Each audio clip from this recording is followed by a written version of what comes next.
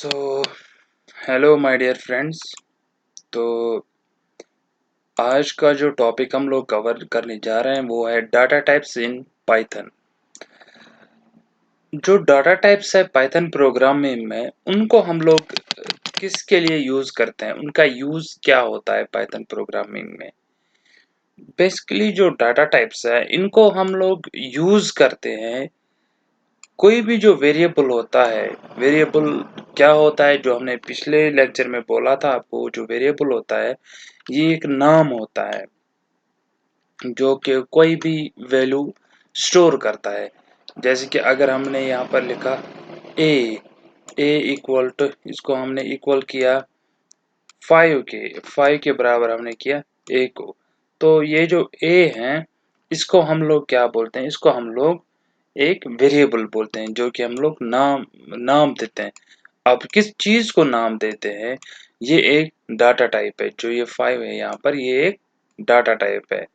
तो जो वेरिएबल्स और डाटा टाइप्स होते हैं पाइथन में,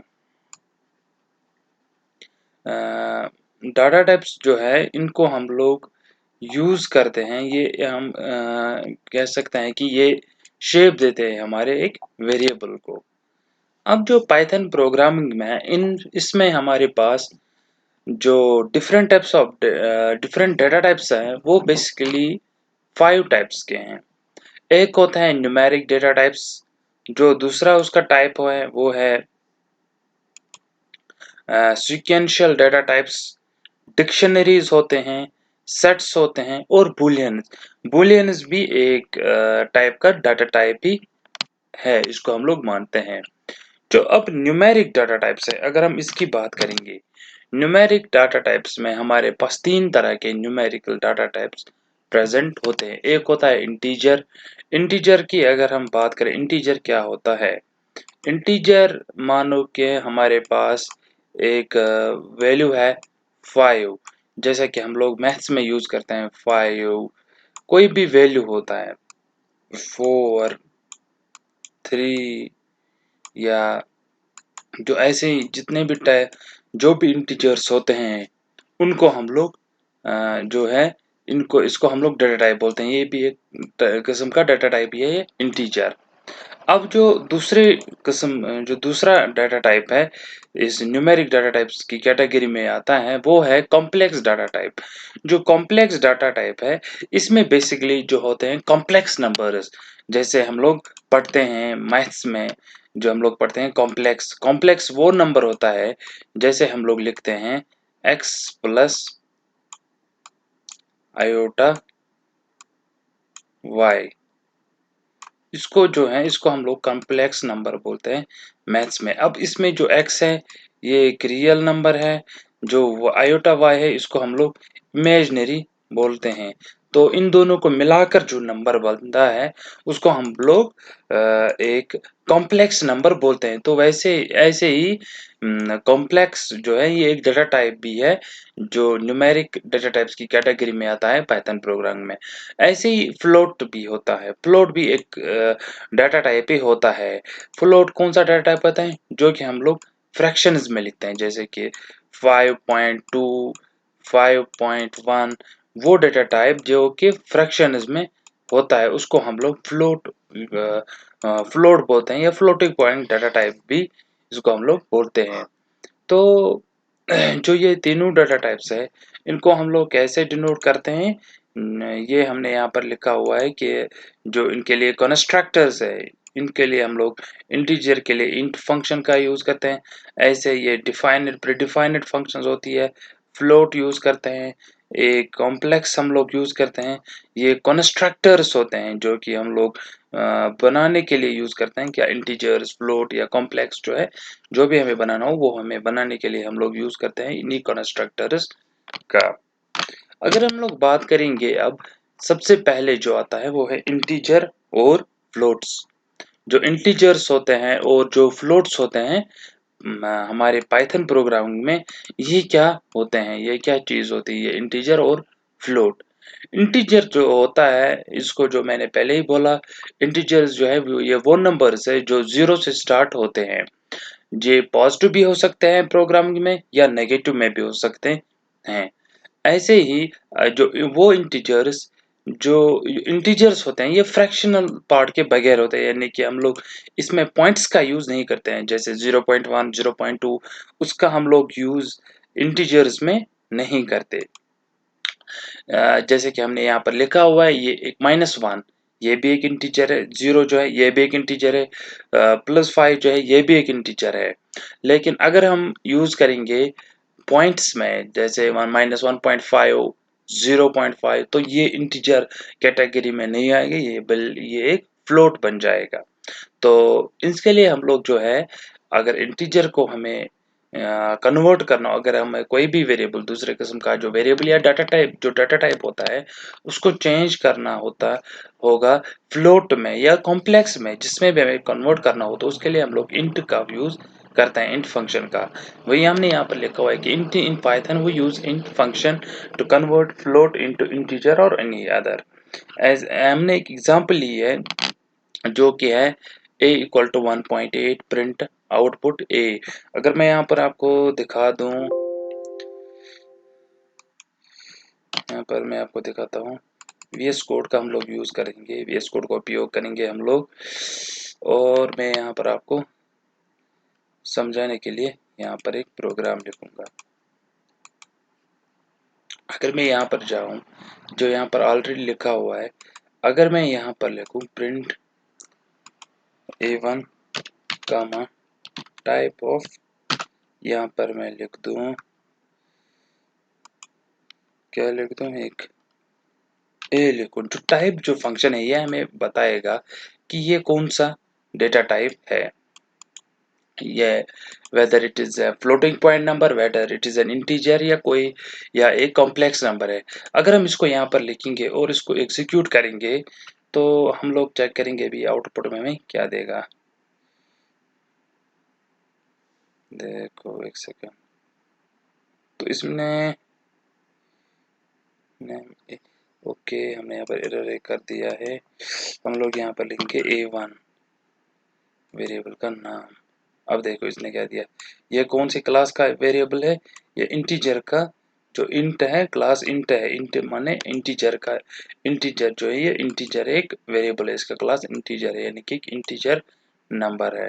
अगर मैं यहाँ पर लगाऊं 5.6, अब देखो ये हमें क्या दिखाएगा, ये एक फ्लोट दिखाएगा, क्लास फ्लोट। वैसे ही अगर मैं यहाँ पर लिख दूं A1 is equal to int of A1,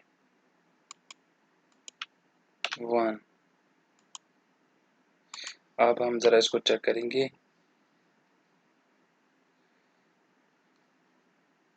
अगर मैं इसको अब रन करूंगा तो ये क्या दिखा रहा है हमें कि ये एक इंटीजर है।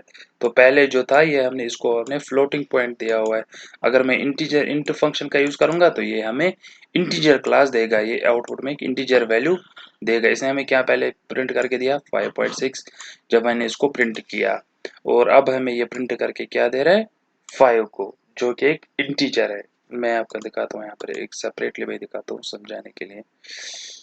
अगर मैं इसको कॉपी करूं और यहाँ पर इसको पेस्ट करूं, फिर जब मैं इसको रन करूंगा तो देखो यहाँ पर क्या होगा। ये देखो पहले इसने हमें क्या प्रिंट ये जो है, पहले हमें इसने क्या किया, पहले हमने इसको जो यहाँ पर इसने हमें जब हमने इसको A1 को यहाँ पर प्रिंट किया इंट फंक्शन देने के बगैर ही, तो यहाँ पर इसने फ्लोट दिया जो कि ये ऑब्वियसली है। लेकिन जब मैंने यहाँ पर इसको इंटीजर में कन्वर्ट किया, मैंने इंट फंक्शन लिखा, उसमें मैंने वेरिएबल A1 को डाला और फिर मैंने इसका टाइप चेक करने की कोशिश की, तो इसने मुझे रिटर्न करके एक इंटीजर दिया। इसने क्लास कह दिया इंटीजर, और जो 0.6 है वो उसने गायब कर दिया, उसे गायब कर दिया और हमें इसने 5 दिया। यानी कि हमने इसको यहाँ पर बोला अब हमें ये जो 5.6 हमने वैल्यू दी, एक फ्लोटिंग पॉइंट है, इसका हम लोग अब खाली इंट प्रिंट करके दो, तो इसने हमें ये इंट प्रिंट करके दिया।